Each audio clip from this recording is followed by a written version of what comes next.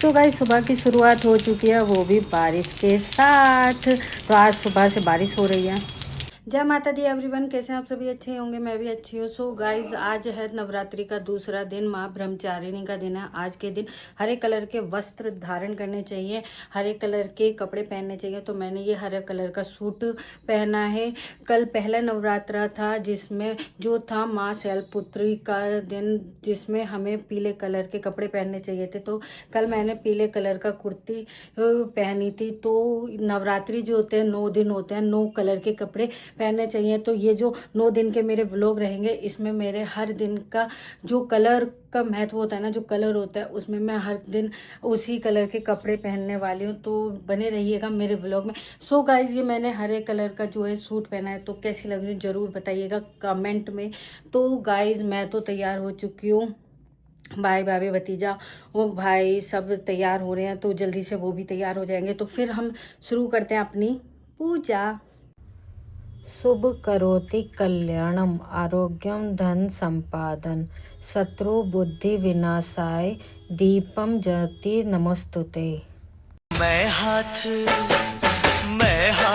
फैला रहा। So guys यहाँ पे पूजा की तैयारी हो चुकी है और हम हवन कुंड में अग्नि प्रज्वलित करके हवन सामग्री उसमें डाल के और आगे की पूजा जो है शुरुआत कर दी है। फिर यहाँ पे हम अग्नि में भोग लगाएंगे, घी डालने के बाद पतासे लौंग इलायची का जो भोग लगाएंगे।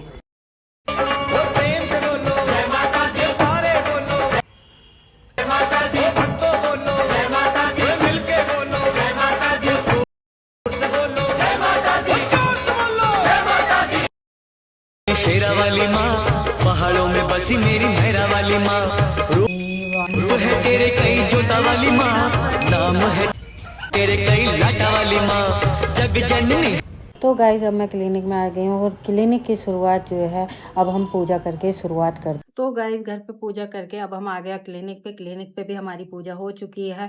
सो गाइज अब हम जरा पेशेंट की एंट्री देखते हैं और आज डायरी चेक करते हो कितने पेशेंट के अपॉइंटमेंट्स है सारे। तो अब लग जाते हैं काम पे, अपॉइंटमेंट्स वगैरह देखते हैं और फिर करते हैं काम को। अपना काम डेली का जो रूटीन होता है वो शुरू करते हैं। तो गाइज इसमें मैं अपना फास्टिंग रूटीन बताऊंगी। मैं फास्टिंग में ऐसा होता है कि मैं पूरा दिन कुछ नहीं खाती पीती। तो पर हाँ कि भाई जैसे काम करते हैं और थोड़ा सा हमारा थेरेपी का जो भी थेरेपिस्ट होगा वो ये चीज़ समझ सकता है कि जब हम किसी की थेरेपी करते हैं ना तो उसमें थोड़ा सा जो है एनर्जी जाती है, तो थोड़ी सी वीकनेस कमजोर मतलब कि चक्कर से आता है। मेरे साथ ऐसा होता है। तो मैं उस टाइम पे ऐसा होता है कि थोड़ी सी चाय या फिर मैंने चौलाई के लड्डू बनाए थे, कल के व्लॉग में मैंने वो अपलोड किया है। तो मैं आधा लड्डू वो है वो खाऊंगी, दोपहर में खाती हूँ। तो गाइज ये है मेरा रूटीन फुल डे, कुछ नहीं खाना पीना, बस 2 बजे तक हम पेशेंट करते हैं। 2 बजे हमारे पेशेंट का लास्ट होता है। फिर हमारा जो लंच टाइम रहता है तो 2 से 4 हमारा क्लिनिक जो है लंच टाइम के लिए ऑफ रहता है। उसके बीच हम 1 कप चाय और आधा लड्डू खाते हैं। फिर उसके बाद अगेन 4 बजे से लेके 7 बजे तक पेशेंट करते हैं। फिर हमारा उसके बाद शुरू हो जाता है शाम को पूजा करते हैं घर पे जाके और फास्टिंग खोलते हैं। खाना कभी मैं बना लेती हूँ, कभी भाभी बना लेते हैं, तो कोई भी खाना बना लेता है, ये लोड नहीं है। क्लिनिक पे करके कई बार हम जाके भी खा लेते हैं। तो गाइज ये रहता है मेरा पूरा डे का रूटीन। तो चलिए आपको भी दिखाते हैं क्या रूटीन मेरा रहने वाला है। तो गाइज चलिए अब मैं जरा पेशेंट की एंट्री वगैरह और डायरी में चेक कर लेती हूँ किस किस का पेशेंट का अपॉइंटमेंट है। तो चलिए काम करते हैं, अब मिलते हैं आपसे बाद में।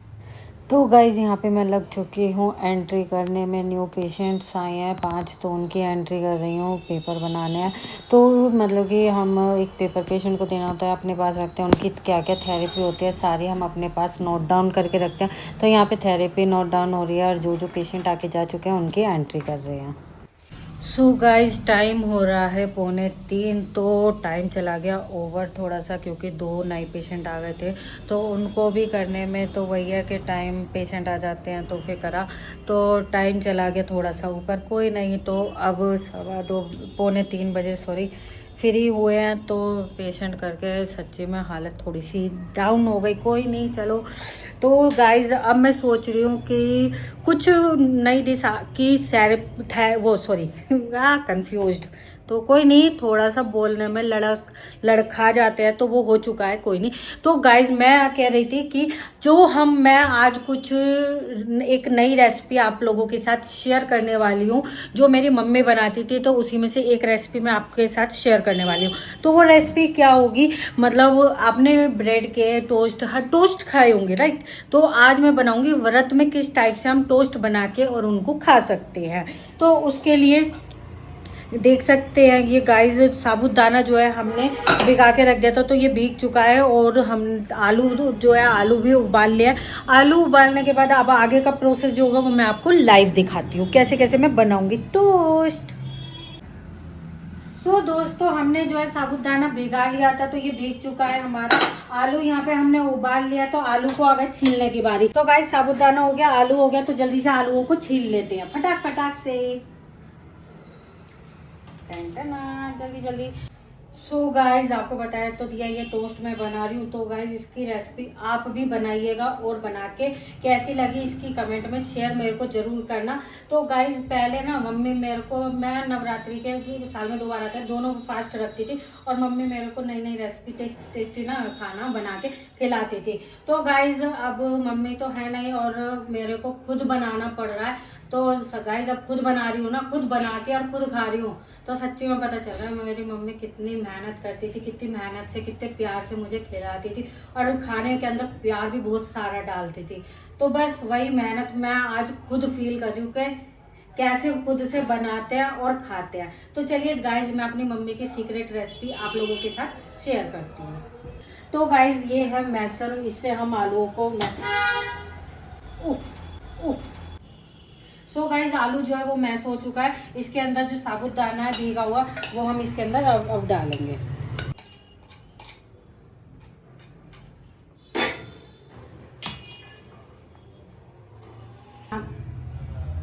तो गाइज यहाँ पे स्वाद के लिए मैं हरा धनिया भी डाल रही हूँ।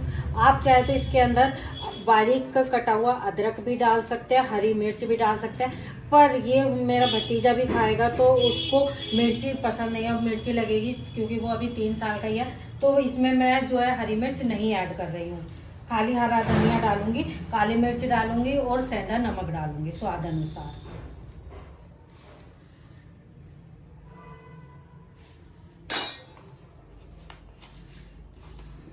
तो यहाँ पे हम ऐड कर रहे हैं सेंधा नमक,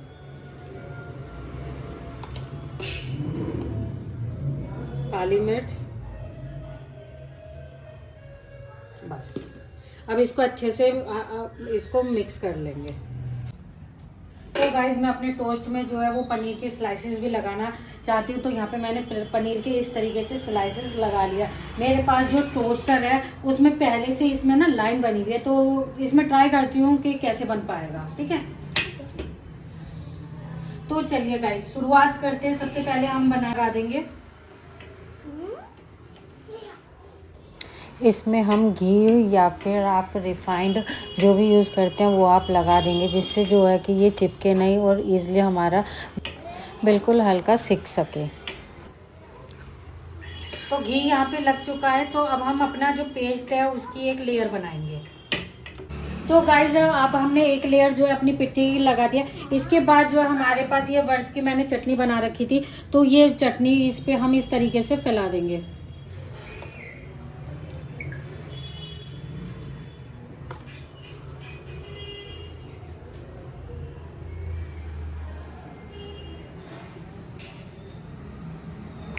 चटनी लगाने के बाद इसके ऊपर हम फिर से पनीर रखेंगे। पनीर रखने के बाद पनीर के ऊपर हल्का सा हम एक और लेयर लगा देंगे चटनी की। देन उसके बाद गाइस अब जो हमारी पिट्ठी है इसी की लेयर जो है हम इसके ऊपर फिर से लगाएंगे। तो गाइज इसकी लेयर आप दूसरे हिस्से में भी लगा सकते हैं, या फिर इसकी लेयर आप जो पनीर चटनी लगी हुई है इसी के ऊपर रख के उधर से बंद भी कर सकते हैं। तो आपको जैसे कंफर्टेबल लगे आप वैसे बना सकते हैं।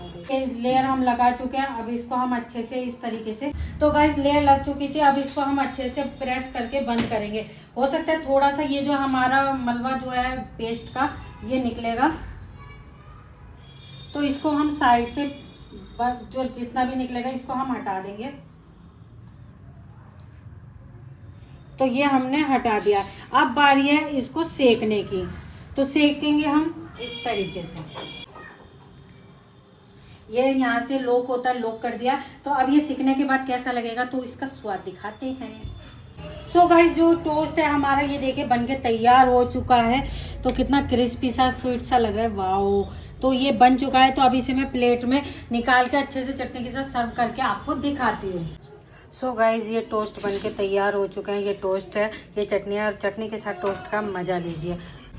सो गाइस शाम के बज चुके 6:30 और पेशेंट हमारे जा चुके हैं और अब बारी है क्लिनिक को क्लोज़ करने की और घर पे जाके अब हम पूजा करेंगे और खाने का व्रत का जो भी होगा खाना पीना देखते कितना बना है, कितनी तैयारी हो गई है। बाकी का मैं बनाती हूँ, कुछ हेल्प मैं करूँगी। तो अब शाम के खाने की तैयारी करेंगे और पूजा करके अपना जो फास्ट है उसको खोलेंगे। तो चलिए गाइज अब मिलते हैं खाना बनाने पे। सो गाइज खाने की तैयारी कर दिया, अब छोंकने का जिम्मेदारी मेरी है। तो आज बन रहे हैं आलू की पकौड़ी और सूखे आलू रायता चटनी। तो चलिए शुरुआत करते हैं आलू भूनने की। तो गाइज तो तेल हमारा गर्म हो चुका है। तो अब सबसे पहले हम डालेंगे इसके अंदर जीरा। तो गाइज जैसे जीरा भुन जाएगा फिर हम डाल देंगे इसके अंदर हरी मिर्च। जीरा हमारा भुन चुका है तो अब डालेंगे हरी मिर्ची। इसमें हमने डाला थोड़ा सा हींग।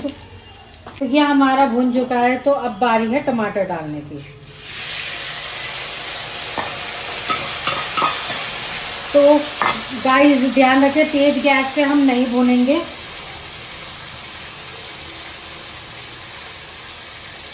मीडियम गैस पे अब हम अच्छे से टमाटरों को भूनेंगे। तो गाइस धनिया काटने की तैयारी हो रही है। तो क्योंकि सब्जी में ना धनिया से रौनक आ जाती है और धनिया डल के स्वाद, सब्जी का स्वाद जो है वो चौगुना हो जाता है। तो यहाँ पे हम धनिया जो है, फिर धनिया भी कटिंग करके अभी जैसे टमाटर हमारे भुन जाएंगे तो उसके बाद हम धनिया भी मैं टमाटरों के साथ ही डाल देती हूँ, हल्का हल्का सा भुन जाए जिससे। देखिए टमाटर जो है हमारे ये भी ऑलमोस्ट भुन चुके हैं, भुनने वाले हैं जैसे भी है। तो अभी हम चेक करते हैं टमाटर हमारे भुने या नहीं भुने। टमाटर भुनने का एक तरीका मम्मी ने बताया था मेरे को कि जब भी टमाटर वो भुन जाते हैं ना तो ये जो है ना भुनने के बाद टमाटर जो है तेल छोड़ देता है। तो गाइस देखिए अभी भी इसने जो है तेल नहीं छोड़ा है। तो अभी भी बाकी है टमाटर भुनने में। तो अभी टमाटर और भूनेंगे, इसी के साथ थोड़ा भून लूँगी।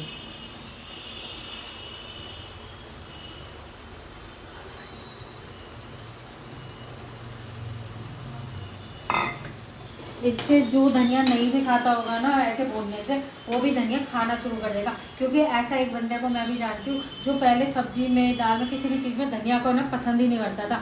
और अब वो मैं कितना भी धनिया डाल के दे दूँगी वो धनिया खाना शुरू कर दिया उसने, इस तरीके से। तो गाइस चलो मैं मिलवाई देती हूँ उस बंदे से जो इसने धनिया खाना शुरू कर दिया। तो ये वो बंदा है जो धनिया नहीं खाता था किसी भी चीज़ में, है। तो मैंने सब्जी में इस तरीके से भून के उसे धनिया खिलाया। तो भाई साहब वो दिन है और आज का दिन है, धनिया नहीं छोड़ते। धनिया तो मुझे ऐसे काटता था जैसे किसी के बड़े पाँव में छोटी जूती काटती है। तो मैं भी बैठा था वहाँ तो मुझे सुनाई दे गया कि कोई धनिया नहीं खाता, उसकी बात हो रही है। तो मुझे पता चल गई मेरी बात हो रही है। तो मैं भाग के आया, मैं भी वीडियो में ऐड हो जाऊँ ताकि। तो ये एकदम सही कह रही है, मैं पहले धनिया खाता ही नहीं था बिल्कुल भी। भाई डाल दो ना तो मैं सब्जी नहीं खाऊंगा ऐसा था। बट यहाँ जब बनती थी ना धनिया ले प्याज सब कुछ खाना मैंने शुरू कर दिया। क्योंकि यहाँ स्वाद ही कुछ अलग था उन चीज़ों का। और मैंने जो आज तक टेस्ट किया था वो बिल्कुल अलग था। तो मैंने कभी खाना ही नहीं चाहा। चलो गाइस इसी चीज़ में मैं एक चीज़ और ऐड कर देती हूँ कि क्या नाम है, ये बंदा ऐसा था मटर पनीर में पनीर खाता था, मटर फेंक देते था। ठीक है, धनिया नहीं खाता था, साग नहीं खाता था, घिया, तोरी तो देखते ही दूर, तोरी, घिया और बैंगन ऐसी बहुत सारी सब्जियाँ थी तो ये खाते नहीं थे। तो जैसी इनकी शादी हुई, शादी छोड़ो, जैसी शादी हुई ये अपनी ससुराल में यहाँ पे आना इन्होंने शुरू करा ना, वो दिन है और आज दिन है। ये बैंगन किया, साग किया, तोरी किया, घिया किया, धनिया किया, सब चीज़ें खाने लग गया। मटर पनीर छोड़ देंगे लेकिन मटर सारी लपेट जाएंगे। साग पहले साग को कहते थे छी गोबर, साग मैं नहीं खाता। तो और आज इतना बड़ा कटोरा भर के दे दो पूरा साग का खा जाते हैं। तो स्वाद की हाथ की बात होती है, कौन कैसा ये तो बनाता बात है, यहाँ जो स्वाद था ना वो ये लगा लो सबसे अच्छा मुझे स्वाद यहाँ मिला खाने में। तो इसलिए मेरा जो है ना सारी आदत चेंज हो गई ना खाने की। और एक किस्सा मैं बता देता हूँ, एक छोटा सा आज वीडियो में, बाकी कभी वो किसी और ब्लॉग में कर लेंगे। साग की इसने बात कही, साग तो मैं खाता ही नहीं था। साग में मेरे ना स्कूल में एक दोस्त था, वो एक बार साग लेके आया स्कूल में और मुझे खोल के दिखा रहा था कि, और उसने उसको ऐसे प्रेजेंट किया कि भाई देख मैं लेके आया हूँ ये गाय का गोबर। गाय गोबर कर रही थी तो मैंने वहाँ नीचे लगा दिया अपना टिफिन और उसमें भर के ले आया था गाय का गोबर। तो उस दिन के बाद से ना मुझे वही फीलिंग आने लगी कि ये भाई गोबर ही है, तो मैंने कभी खाया नहीं। पर यहाँ खाने के बाद मेरा जो है सोच ही बदल गई। और जो टेस्ट है ना यहाँ के साग में, ये मान लो कि मुझे एक टाइम पे पनीर इतना पसंद था, तो अब अगर मुझे ऐसा साग मिल जाए तो मैं साग खाना पसंद करूँगा पनीर की जगह। ये किस्सा यही खत्म करते, फिलहाल चलते हैं वापिस। तो गाइस ये बात में तो हमारे जो टमाटर धनिया वो भी भुन चुका है। तो अब बारी है इसके अंदर मसाले डालने की। तो सबसे पहले हम डालेंगे नमक,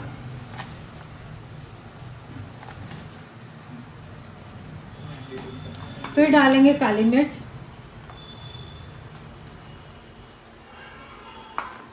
इसमें मैं डालने वाली थोड़ा सा, ज्यादा नहीं, भुना जीरा।